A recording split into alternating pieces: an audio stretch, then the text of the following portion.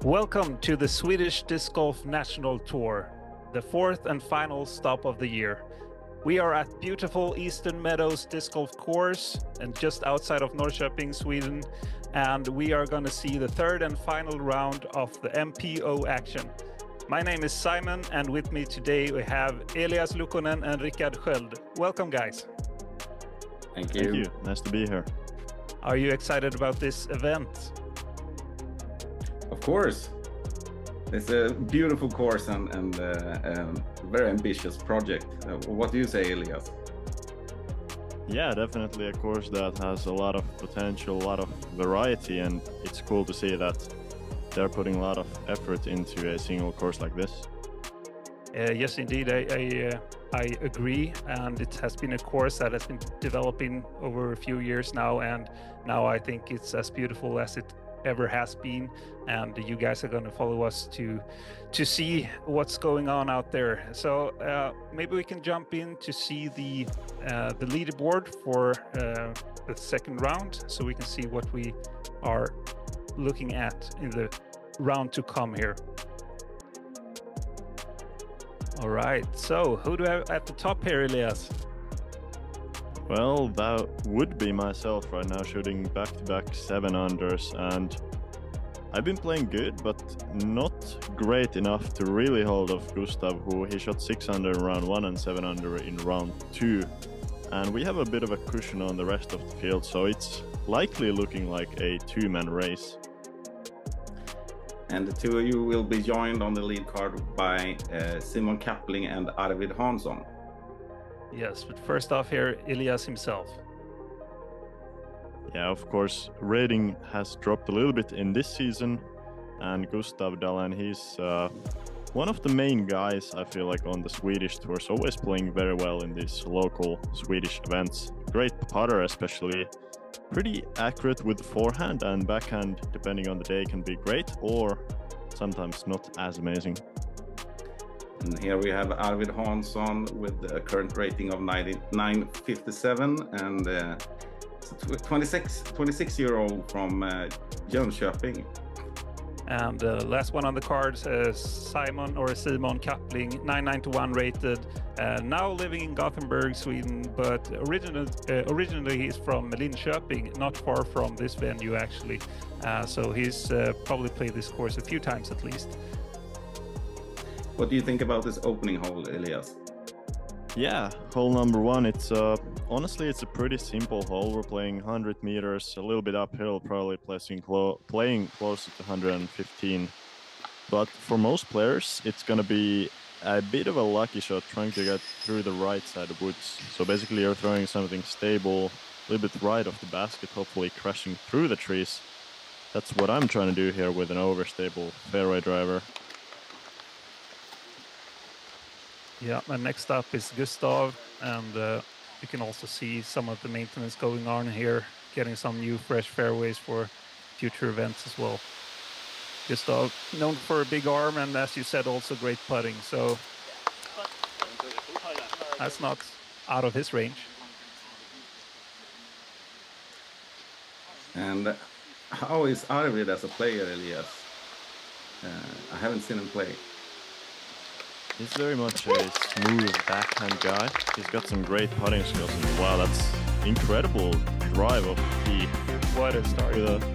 With a straight line. This is not a typical play here, but Arvid himself says that he has to throw pretty hard to reach this hole. So definitely a shorter throwing player than, for example, me or Gustav. But very much control on his backhand. Yeah, it must be nice to have that start and getting your nerves off, you know.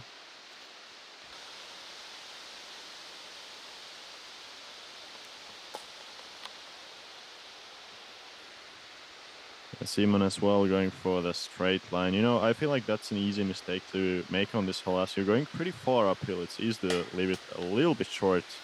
And that C2 putt still uphill, playing pretty far. Yeah, also a little bit elevated basket, which makes the first putt even tougher. But you proved me wrong there. Solid putt, Elias. Thank you. Definitely a good way to start off the round. I was pretty nervous, to be honest. Not on my home ground, battling these Swedes. Yeah, and I mean the first hole on the final round on the lead card. So nerves, always nerves. Yeah, and I know you've played 2 events more in Sweden after this, so maybe you got adjusted to the Swedish tour. Absolutely, and I feel like the Swedish tour has a great vibe to it, as this is going to be Arvid tapping in for the birdie. Couple of birdies, couple of pars. I'd say a pretty typical start.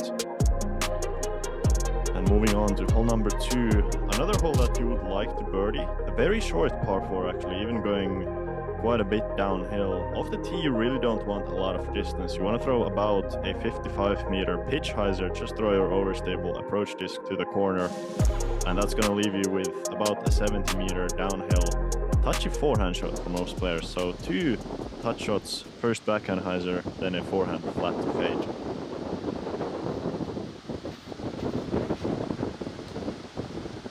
Did you see someone throw throughout the tournament the more aggressive forehand flex on off the tee here? Yeah, that's definitely a play as well. I just think it's usually not worth it for the risk reward. This shot that Arvid is throwing, this is kind of how you want to throw the hole. Just get it to the corner, nice and easy. Yeah, we saw you hit the tree, I guess you could say, because there's one particular tree there that you want to miss on the tee shot. Yeah, you want to be pretty tight to that first tree because the turn left is quite severe. Gustav also with a solid shot, and those shots are not flying far. They're flying only 50 meters. But that's really all you need on this hole. Yeah, you're right. You don't need to bite off too much of distance on the first throw, since it's, as you said, a very short par 4, and plus it's downhill as well.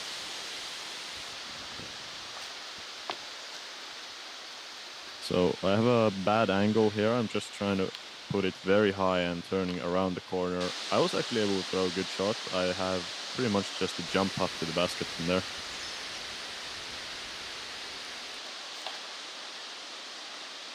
A little bit of patent pending action here from Simon, and doesn't look like he found the green all in total.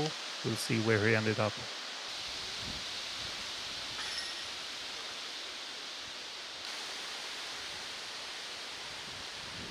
And Gustav there surprisingly going pretty early on the forehand. I feel like the forehand approach is definitely his strength. And Arvid also, not being a forehand player, but throws a great touchy approach. Yeah, strong start from the little bit of an underdog here, Arvid, I would have to say.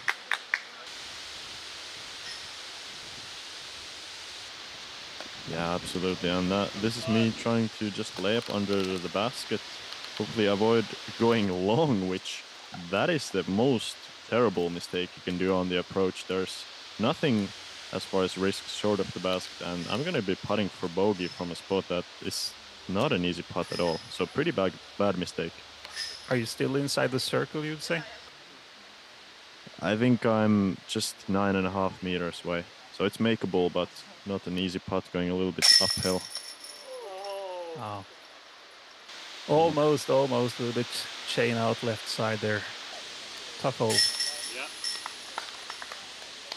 At least you have the cushion from the birdie on hole 1. But 2 solid birdies in a row from Arvid. Strong start for his part.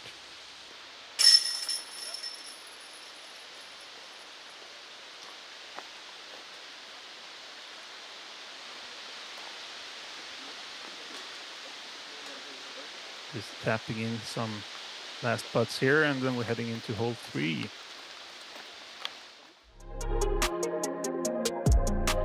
Hole 3, definitely one of the trickier holes on the front 9. I'd say the front 9 overall is much easier than the back. So you really want to play about 4 to 6 under on front if you want to shoot a great round.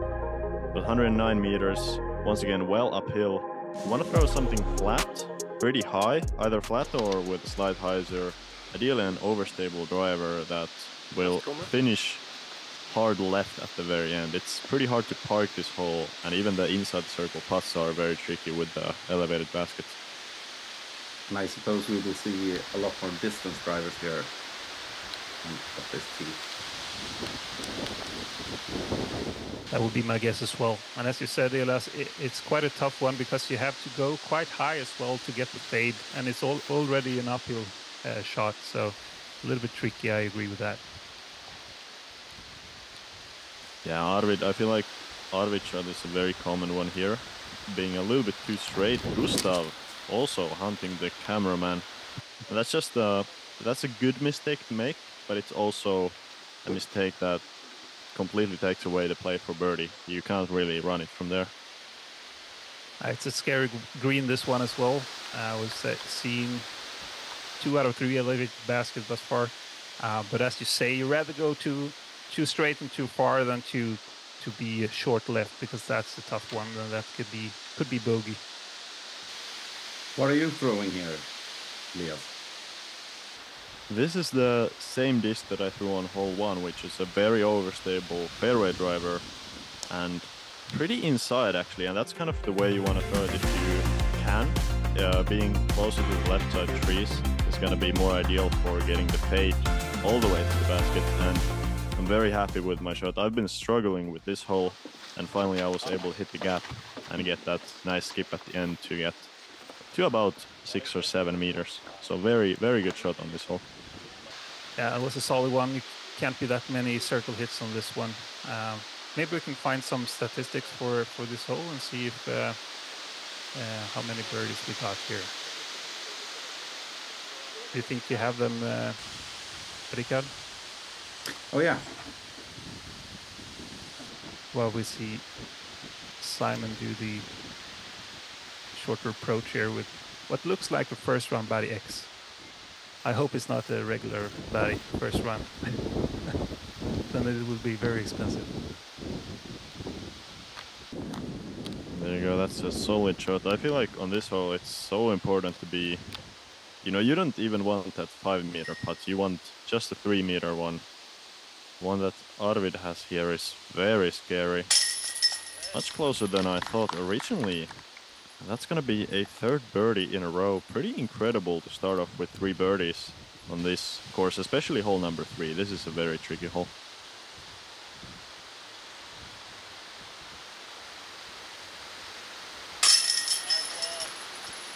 Solid, nice bounce back there after the 6 on the hole before.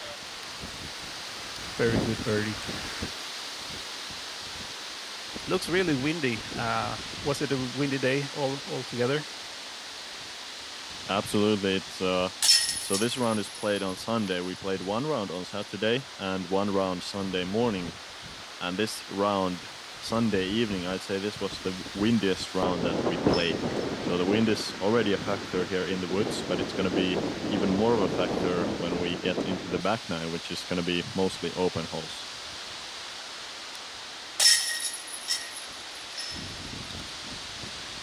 Here we go. Par for Gustav, which is also a solid result on this hole. So let's look at the leaderboard after 3 holes. We have Elias up on the top still with 14 down in total, par for the round, and then Gustav also par. Different manners though. And then we have Arvid with a hot start, 3 under as we said, very, very solid. Andreas Stam, a good player from Mockfjärd, 1 down, and then Josef Berg, the Kastaplast guy, also 1 under for the round, and 7 in total. Moving on to hole number 4. That is a very easy hole normally, but if I recall correctly, in this final round we have a strong right to left wind, so the hole shape is great for a slight backhand turnover or just a hyzer forehand through the woods. But since the wind is pushing hard from right to left, we have to try to play the shot more inside to the right and higher than normal, because the wind is going to be pushing it down, as you can see.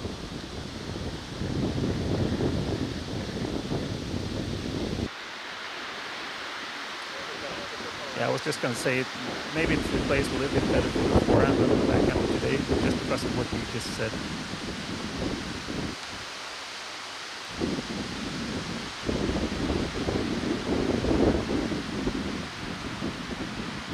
Yeah, I definitely think in the windy conditions it's better to play the forehand against the wind.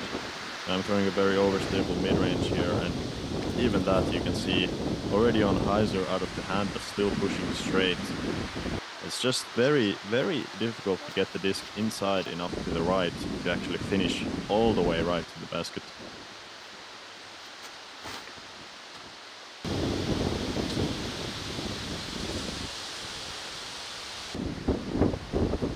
This is probably one of the more exposed holes on the front nine, since it's a little bit up on the mound as well.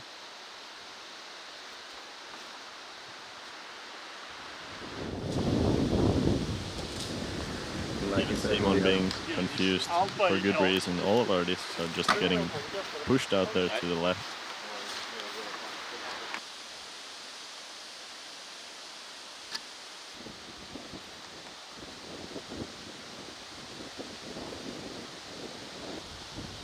This is not an easy layup.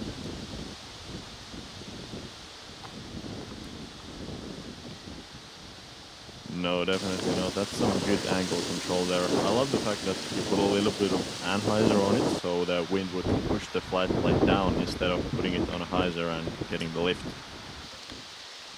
You can also see that there's a slope behind the basket from where you're putting now, so you get a little bit too far, you're easily in the outer side of the circle, right?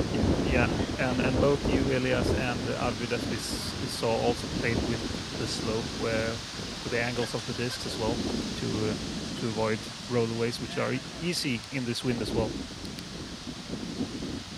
Was that on the first try for Gustav? I don't think so. Looks like he was lacking some technique there. But a good fix on the second, and this is actually a very tricky putt since he's going downhill into a strong headwind. So what's often happening in these putts is you put it a little bit nose down for the downhill, and then the wind just pushes your disc down. But Gustav there, being a strong flat putter, able to push through the wind. Yeah, it's a real benefit to have the regular, strong spin putts when it's windy like this, and he is a solid spin putter to start with. So I guess these conditions isn't as tough for Gustav or the other spin putters, and for instance the loft putter.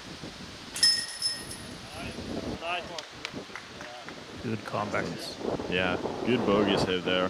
Once again, not a simple putt. I think in the wind that we had today, because most of the holes in the woods are pretty short, and you can shape some overstable discs through the woods.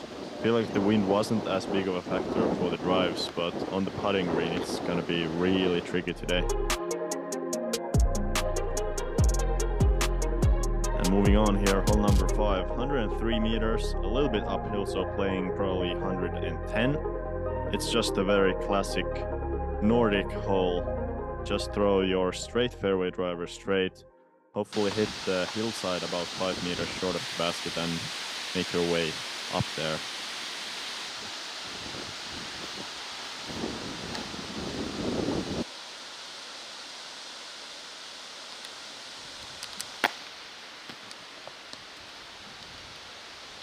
Classic tunnel shot, which usually quite tough, but this is also, since it plays quite far, it's makes it even tougher to do the straight shot. As you said, Arvid had to do a little bit of a flex line, but got semi-lucky through the trees on the right-hand side. You got a little bit early release, but a great kick into the fairway there, right?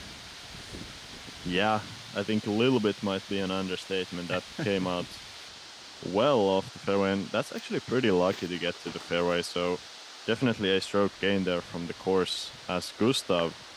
Beautiful angle on the disc, but just drifting off to the right too much. That was almost a perfect shot, but not good enough to be parked. This hole actually played as one of the easiest for the round, with 35% birdies. That's yeah, surprisingly easy as well. That was a great throw. Let's see that again. Beautiful angle there, and yeah, it's I guess it does kind of make sense, as on this hole you had a favorable wind from the back, so it was more of a tailwind compared to a headwind or side wind. And also because the gap, I feel like the gap is very wide. So even though you have these few random trees on the both sides of the fairway, even if you hit them, you pretty much always have an easy par or even a chance for a long birdie putt here. Let's go! Like that. Wow. That's far out. That's still the circle too. Barely. Yeah.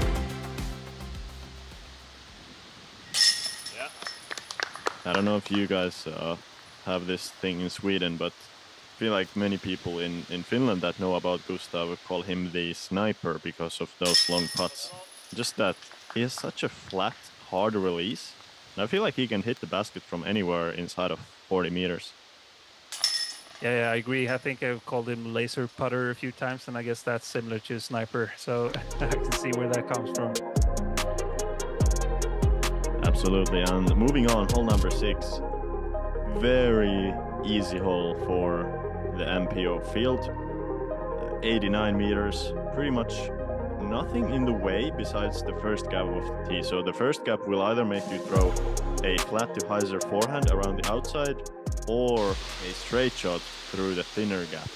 So pretty much the gap is going to be the only difficulty. If you hit your gap with the right disc, you should be inside the circle pretty much most of the times. And I feel like you can play with the little slope in front of the basket as well. Kind of slide it up there. If you air it, it's possible to do a little bit long and have a little bit trickier of the putt. Very much, yeah. And Arvid there surprisingly hitting the first tree of the tee. So he was going for the wide gap to the left, but with a backhand. And this is the same gap, but just with a forehand. I think this is the best play on the hole. Most consistent, easiest shot. And Gustav does very good work of it.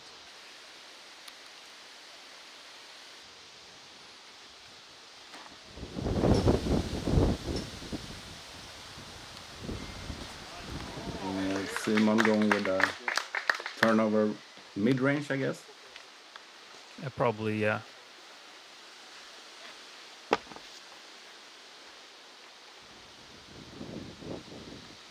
So my forehand wasn't feeling great. Otherwise, I would have gone for the forehand gap. But I really like this slightly understable mid-range on the straight shot. Feel very comfortable with the distance, this sort of soft mid-range, and pretty much a perfect shot. We had a tailwind here, so that was helping the shots go forward.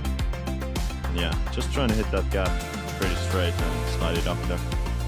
Very smooth.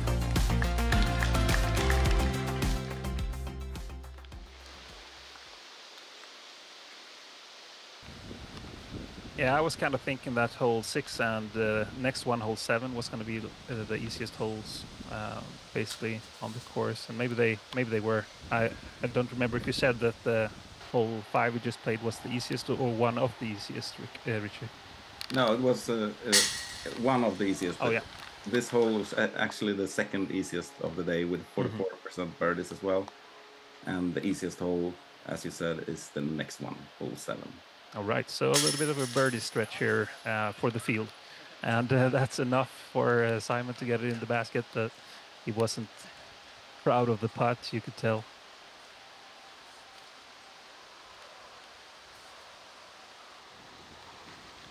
Gustav just 4 meters, easy work for him. And he's gonna be down to 15 under, so momentarily he's going to be leading me by 1 stroke, but I tap in for my birdie, also moving to 15 under, finally under par after that double bogey on hole 2. Yeah, and we can keep up that talk and see that you're tied for the lead with Gustav for the total score, and then Arvid, Andreas and Josef are the guys still behind you. We also see Elias Luukkonen, the Discmania dude, with the long arms, having a 9 under total score with a good start here, 3 under through 6 holes. So always nice to have a little check-ins, and now we look at hole number 7, Elias. Hole 7, as you said, easiest hole on the course. That is mainly because it is so short, only 64 meters.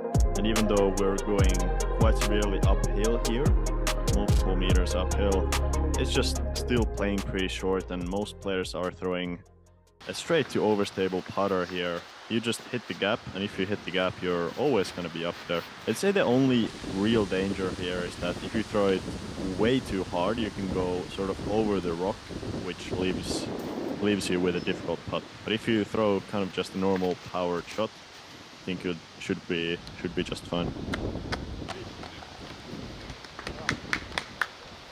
Yep, that's basically a tap-in birdie for Gustav, and let's see if Simon can follow suit here.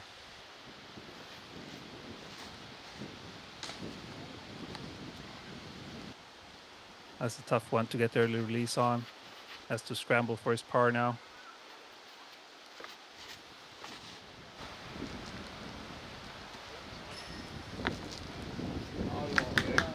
That's perfect. Yeah, happy with that shot. I just threw an slightly overstable approach disc, and you have a great backstop here. So if you throw it a little bit too hard, just below the basket, you should always be up there, almost parked. And that's what Arvid does as well. Good bounce back there after the bogey on hole 6, which is of course not ideal.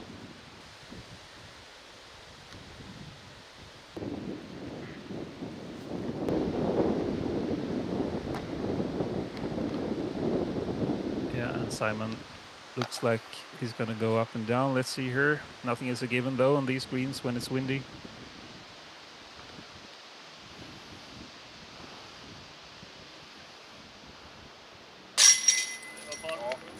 There we go. Yeah, we've seen you go for the backhand now for a few shots. As you said, Elias, you didn't feel like you had the best forehand day today. Is it usual for you to do a little bit like that, since you throw a lot of both forehand and backhand, that you go for the feel of the day, basically? Yeah, absolutely. There are some shots that always feel great. I mean, if I had a 70-meter open approach with a forehand, I would never go for the backhand if forehand was really the better shot. But on holes where the shots are somewhat equal, I think it's super important, you know, for anybody to always go for the shot that they're feeling more comfortable with. But then again, if you have holes like hole number 8 here, which is so obviously a forehand hole, I think here, even if your backhand is feeling a little bit better than the forehand, you should still go for the forehand. It's just a classic low ceiling, overstable forehand shot. So important to hit the gap, important to stay below the low ceiling about halfway through the flight. And then after that, just get that overstable finish. It's a very natural shape, I'd say, for that overstable fairway driver forehand.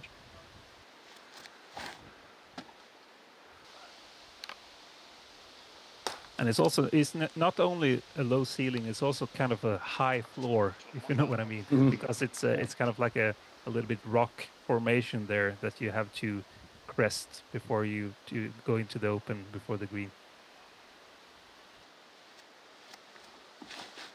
Skip.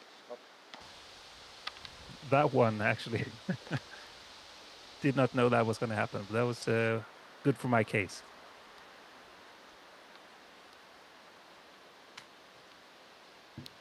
Yeah, exactly.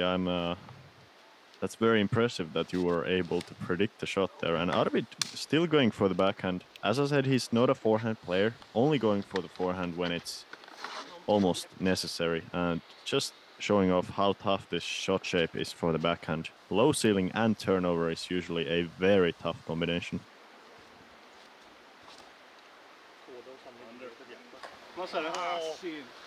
That looks so nice, but just a little bit high enough, I think, to catch that branch.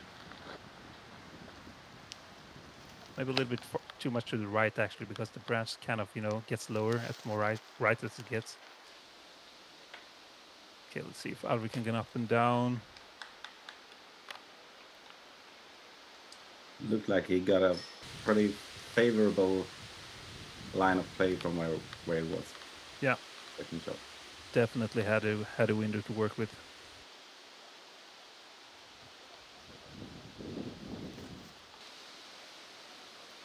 This approach can be a little bit touchy.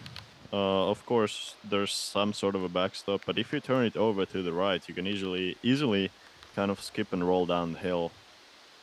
I'm trying to make this one actually. So this is about 30 meters, maybe upwards 35.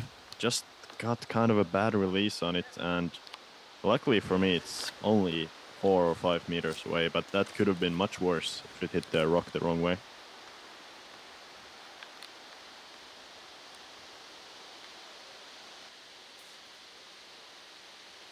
And as you said earlier, let's see Gustav first here. Solid putt. As you said earlier, Elias, it's this is clearly the more woodsy part of the course, and if you guys really enjoy the longer and more open shots, then stay with us for the back nine that is coming up as well. I know we have one hole left on the front nine, but just saying that so you don't miss out on anything. Yeah, more wooded, and I'd say for the most of the field, the front nine is by far the easier nine. You don't need a lot of distance. You do need some touch, but also a lot of the holes are very forgiving. If you throw a bad shot, most of the times, you can get up and down for the par. So I'd say maybe for me and Gustav, we're gonna have a bit of an advantage on the field on the back. And that's why it would be so important for these other guys to get a lot of strokes on the leaders here on the front nine.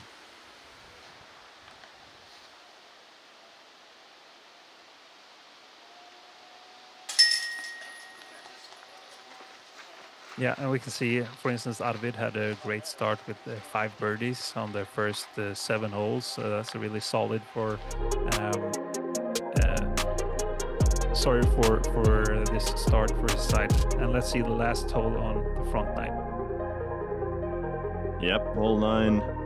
A pretty short shot here, 94 meters, a little bit shorter playing with a downhill grade. It suits great for a straight to stable approach disc or mid-range. I think there's really no reason to throw anything faster than a mid-range here. So basically there's a couple of trees in the middle that you have to go in between of, and then after that just take a nice straight to left finishing flight at the end. It's pretty touchy with the distance actually, so difficult, I'd say, to get the perfect distance on this hole. And I'm gonna be a little bit short there. It's very common, I think, to get stuck where you landed. Yeah, it's kind of like a little bit of a hole there just before the green. It kind of swallows discs. And I totally agree with you on the distance control for this hole. It's really, really tricky, and you don't want to go long here. Solid shot from Arvid. Yeah, he actually went with a fairway driver there, I believe. So solid distance control. It's still a little bit windy here, so maybe from that perspective the driver does make more sense.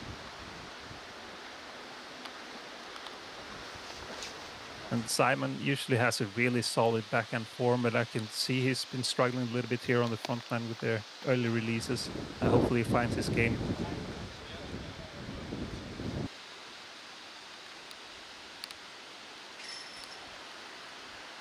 So yeah, that was Gustav's second shot. I think we did miss his drive off the tee, but gonna have a chance for par, Simon as well. And I have a feeling that I can get 1 or 2 strokes on Gustav if I can make this putt for birdie, as he has still a difficult putt for par.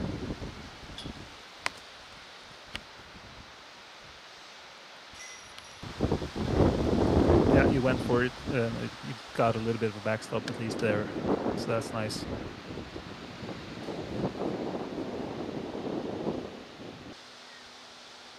Nine meters here. Sniper is not sniping on this hole. That's tough to see for him. Obviously good for me as a competitor, as we're gonna be tied going into the next hole. Yeah, one of the tougher ones. Go, great bird.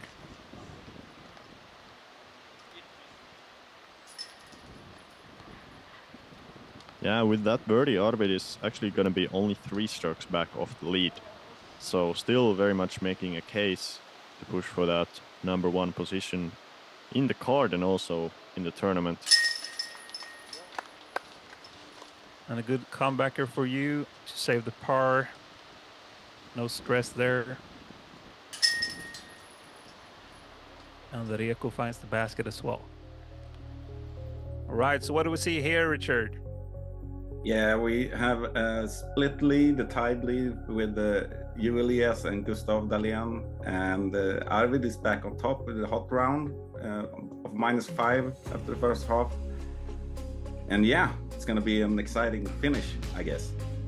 Yeah, I'm looking forward to it. Really much. And as you said, hot round out of it. We got to see it. 5 down. It's a good start. And as you said, Elias is probably going to need it for the windy and tough back nine. What can we say about the holes to come here, Elias?